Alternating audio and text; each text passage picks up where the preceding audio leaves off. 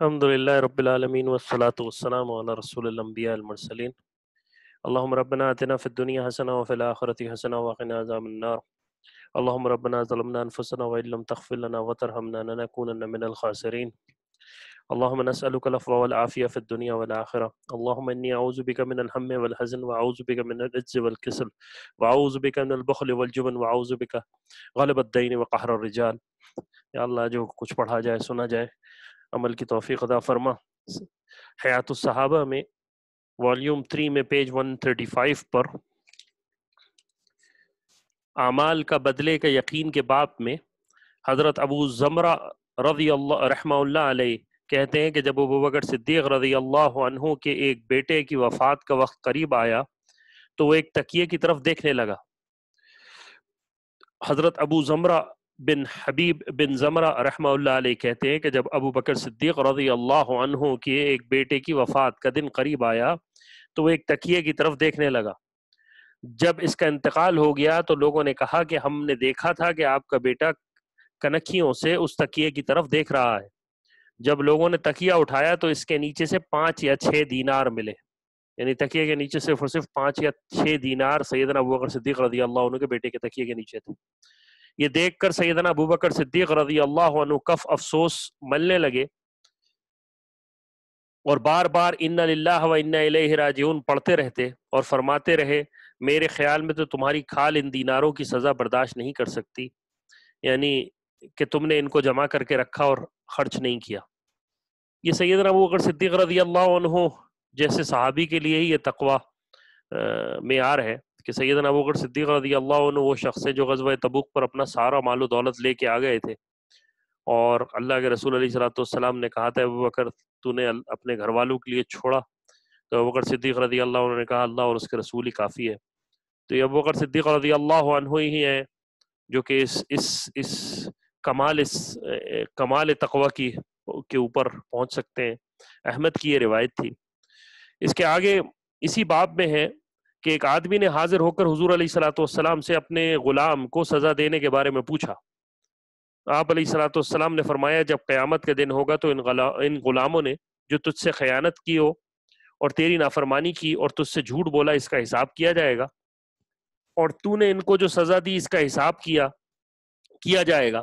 اگر تمہاری سزا ان کے جرم کے برابر ہوگی تو معاملہ برابر ہو جائے گا، نہ تمہیں انعام ملے گا نہ سزا ملے گی، اور اگر تمہاری سزا ان کے جرم میں کم نکلی تو تمہیں ان پر فضیلت ہو جائے گی، اور اگر تمہاری سزا ان کے جرم میں زیادہ ہوگی تو اس زائد کی سزا کا بدلہ تمہیں دیا جائے گا۔ یعنی تم جو اعمال کر رہے ہو، تمہارے نیچے جو تحت جو غلام کام کرتے ہیں ان کا بدلہ اللہ تعالیٰ، اگر انہوں نے کچھ کمی بیشی کی ہے تو اللہ تعالیٰ اس میں جو تمہارے ظلم کیا اس کو آگے پلس مائنس کر دیں گے، اور اس میں جو جس طرف آئے گا اس کا مسئلہ اس کو پتہ چل جائے گا۔ اور آخری میں آپ علیہ السلام نے فرمایا تمہاری سزا ان کے جرم میں اگر زیادہ ہوئی تو اس زائد سزا میں تم سے بدلہ لیا جائے گا۔ وہ آدمی یہ سن کر، وہ صحابی یہ سن کر ایک طرف ہو کر زور زور سے رونے لگے۔ حضور نے اس کو فرمایا تم نے اللہ تعالیٰ کا یہ ارشاد نہیں سنا؟ سورہ انبیاء کی آیت ہے، اور وہاں قیامت کے روز ہم میزان عدل قائم کریں گے اور سب کے اعمال کا وزن کریں گے، سو کسی پر اصلاً ظلم نہ ہوگا، اور اگر کسی کا عمل رائی کے دانے کے برابر بھی ہوگا تو ہم اس کو وہاں حاضر کر دیں گے اور ہم حساب لینے والے کافی ہیں۔ تو اس آدمی نے کہا یا رسول اللہ مجھے اپنے لیے اور ان غلاموں کے لیے اس سے بہتر کوئی صورت نظر نہیں آ رہی کہ میں ان سے الگ ہو جاؤں، اس لیے میں آپ کو گواہ بناتا ہوں کہ میں نے سارے غلام آزاد کر دیے۔ یعنی وہ صحابی رسول یہ کہہ کر انہیں غلام آزاد کر دیے کہ یا رسول اللہ یہ عدل کرنا آسان کام نہیں، اور میں اللہ کے آگے جو ہے وہ ان اعمال میں مطلب اس پر جو ہے وہ اس سخت پریشان کن والے دن جو ہے یہ عذاب نہیں جھیل سکتا۔ تو انہوں نے سارے غلام اپنے آزاد کر دیے۔ صحابہ رضی اللہ عنہ اجمعین کے ایمان کی پختگی کے باب میں ہے، حضرت ابو ہریرہ رضی اللہ عنہ فرماتے ہیں جب یہ آیت نازل ہوئی سورہ بقرہ کی اعوذ باللہ من الشیطان الرجیم للہ ما فی السماوات وما فی الارض وان تبدوا ما فی انفسکم او تخفوه یحاسبکم بہ اللہ فیغفر لمن یشاء ویعذب من یشاء واللہ علی کل شیء قدیر۔ اور اللہ ہی کی ملک ہے، وہ سب کچھ جو آسمان میں ہے اور جو کچھ زمین میں ہے اور جو باتیں تمہاری نفسوں میں ہیں، اگر ان کو تم ظاہر کرو گے یا پوشیدہ رکھو گے، حق تعالیٰ سبحانہ تم سے حساب لیں گے. جس کے لیے منظور ہوگا بخشش کر دیں گے اور جس کو منظور ہوگا سزا دیں گے، اور اللہ ہر شے پر پوری قدرت رکھنے والے ہیں. یہ سورہ بقرہ کی آیت ہے، آخری رکوع کی کے اندر یہ آیت ہے. اور اس میں یہ ذکر کیا گیا کہ تم نفسوں کے اندر جو تمہارے دل میں خیالات آتے ہیں اللہ تعالیٰ اس کو بھی جانتا ہے، اور اس پر بھی جو آیت آئی اس کا مطلب یہ تھا کہ اللہ تعالیٰ ان دل کے حال کے اوپر بھی تم سے جو ہے وہ تم سے باس پرس ہو سکتی ہے. جب یہ آیت نازل ہوئی تو صحابہ رضی اللہ عنہ کو بہت گرانی گزری اور پریشانی ہوئی، اور آ کر حضور کی خدمت میں دوزانے ہو کر بیٹھ گئے اور عرض کیا یا رسول اللہ، ہمیں کچھ ایسے اعمال کا مکلف بنایا گیا جو ہمارے بس میں ہیں، جیسے نماز، روزہ، جہاد، صدقہ، لیکن آپ پر یہ آیت نازل ہوئی ہے، اس میں ہمیں ایسے اعمال کا مکلف بنایا گیا ہے جو ہمارے بس میں نہیں. یعنی انسان کے دل میں جو خیالات آتے ہیں وہ اس کا مکلف کیسے ہو سکتا ہے؟ اللہ کے رسول، ہم کیسے اس کو کنٹرول کریں گے جو ہمارے خیال ہمارے دل میں آتے ہیں؟ حضور علیہ الصلوۃ والسلام نے فرمایا تم چاہتے ہو کہ تم اس آیت کو سن کر سمعنا وعصینا کہ ہم نے اللہ کا حکم سن لیا لیکن ہم اس کو مانیں گے نہیں، کہو جیسا کہ مانیں گے نہیں، کہو جیسے کہ تم سے پہلے توریت اور انجیل والوں نے کہا تھا. یعنی کہ اللہ کے رسول علیہ الصلوۃ والسلام نے صحابہ رضی اللہ عنہ سے کہا کہ تم یہ کہنا چاہتے ہو کہ ہم اللہ اور اللہ کے رسول اللہ کا یہ حکم نہیں مانیں گے جیسے یہود و نصارہ نے کہا تھا؟ بلکہ اللہ کے رسول نے فرمایا بلکہ تم کہو سمعنا واطعنا غفرانک ربنا والیک المصیر، کہو یعنی ہم نے سن لیا اور مان لیا اے رب، اب ہم تیری مغفرت چاہتے ہیں. یعنی اللہ تعالیٰ تیرا حکم آ گیا، ہم جانتے ہیں کہ دل کے حال کے اوپر بھی باس پرستش ہو سکتی ہے، ہم نے مان لیا اللہ تعالیٰ تو مالک ہے اور ہم تیری مغفرت چاہتے ہیں اور تیرے پاس ہی لوٹ کر جانا ہے. چنانچہ صحابہ رضی اللہ عنہ نے یہ دعا مانگنی شروع کر دی. جب ان کی زمانے یہ دعاؤں سے مانوس ہو گئیں تو اللہ تعالیٰ سبحانہ نے اس کے بعد یہ آیت نازل فرمائی، آمن الرسول بما انزل الیہ من ربہ والمؤمنون کل آمن باللہ والملائکۃ وکتبہ ورسلہ لا نفرق بین احد من رسلہ وقالوا سمعنا واطعنا غفرانک ربنا والیک المصیر. اعتقاد رکھتے ہیں رسول اللہ صلی اللہ علیہ وسلم اس چیز کا جو ان کے پاس ان کے رب کی طرف سے نازل کی گئی، اور مومنین بھی سب کے سب عقیدہ رکھتے ہیں اللہ کے ساتھ اور اس کے فرشتوں کے ساتھ اور اس کی کتابوں کے ساتھ اور اس کے پیغمبروں کے ساتھ کہ ہم اس کے پیغمبروں میں سے کسی کی تفریق نہیں کرتے. اور ان سے سب نے یوں کہا کہ ہم نے آپ کا ارشاد سنا اور خوشی سے مانا، ہم آپ کی بخشش چاہتے ہیں، اے پروردگار آپ ہی کی طرف ہم کو لوٹ کے جانا ہے. جب صحابہ رضی اللہ عنہ نے حضور علیہ الصلوۃ والسلام کے ارشاد کے مطابق اس طرح کیا تو اللہ سبحانہ و تعالی نے پہلی آیت کو منسوخ کر دیا، اور یعنی حکم اس کا منسوخ ہو گیا، آیت منسوخ نہیں ہوئی، حکم منسوخ ہو گیا، اور یہ آیت نازل ہوئی لا یکلف اللہ نفسا الا وسعها لها ما کسبت وعلیہا ما اکتسبت ربنا لا تؤاخذنا ان نسینا واخطانا ربنا لا اور سے لے کر آخر تک. اللہ تعالیٰ کسی شخص کو مکلف نہیں بناتا مگر اس کا جو اس کی طاقت اور اختیار میں ہو، اور اس کو ثواب بھی اسی کا ملے گا جو ارادہ کرے اور اس پر عذاب بھی اسی کا ہوگا جو ارادہ کرے. اے ہمارے پروردگار نہ فرمائیے اگر ہم بھول جائیں یا چوک جائیں. تو یہ سورہ بقرہ میں آیت نازل ہو گئی اور اللہ تعالیٰ نے آگے جا کے بتا دیا کہ تمہارے دل کے ارادے کا نہیں، جب تک انسان جو ہے کسی عمل کو نہیں کرتا اس وقت تک اس کے اوپر جو ہے باس پرس نہیں ہوگی. تو حکمن قرآن کی آیت جو تھی وہ منسوخ ہو گئی، لیکن وہ آیت قرآن کا حصہ موجود ہے اور بعض معنوں میں وہ قرآن سے استدلال ہوتا ہے اس کی ان آیات سے. تو اللہ تعالیٰ یہ احمد اور مسلم کی روایت ہے. اس کے بعد حضرت مجاہد رحمہ اللہ علیہ کہتے ہیں میں نے حضرت ابن عباس رضی اللہ عنہما کی خدمت میں عرض کیا اے ابو عباس، میں حضرت ابن عمر رضی اللہ عنہ کے پاس تھا، انہوں نے یہ آیت پڑھی اور پڑھ کر رونے لگے. حضرت عباس رضی اللہ عنہ نے پوچھا کون سی آیت؟ میں نے کہا وَإِن تُبْدُوا مَا فِي أَنفُسِكُمْ أَوْ تُخْفُوهُ، یعنی وہ آیا. حضرت عباس رضی اللہ عنہ نے فرمایا جب یہ آیت نازل ہوئی تھی تو اس سے حضور کے صحابہ رضی اللہ عنہ بہت غمگین، بہت زیادہ پریشان ہوئے. انہوں نے عرض کیا یا رسول اللہ ہم تو ہلاک ہو گئے، پہلے تو ہم زبانوں سے جو بولتے تھے اور جو عمل کرتے تھے اس پر ہمارا مواخذہ ہوتا تھا، اب اس آیت میں جو کچھ آ گیا ہے یعنی دل میں جو خیال آئے گا اس پر بھی ہمارا مواخذہ ہوگا، اور ہمارے دل ہمارے ہاتھ میں نہیں ہے. اب جو اچھا برا خیال از خود ہمارے دل میں آئے گا اس پر بھی ہمارا مواخذہ ہوگا تو ہم ہلاک ہو جائیں گے. اس پر حضور نے ان سے فرمایا تم کہو سمعنا واطعنا. چنانچہ صحابہ رضی اللہ عنہ نے سمعنا واطعنا کہنا شروع کر دیا. پھر اس کے بعد آمن الرسول بما انزل الیہ من ربہ والمؤمنون سے لے کر آخری تک آیتیں نازل ہوئیں جن سے پہلا حکم منسوخ ہو گیا اور دل میں جو برے خیالات آتے ہیں ان کو معاف کر دیا گیا اور صرف اعمال پر مواخذہ رہ گیا، احمد کی روایت میں. دوسری روایت میں یہ ہے کہ حضور نے فرمایا تم یوں کہو سمعنا وسلمنا، یعنی ہم نے سنا، مان لیا اور تسلیم کیا. اس پر اللہ تعالیٰ نے ان کے دلوں میں ایمان ڈال دیا. احمد کی روایت ہے.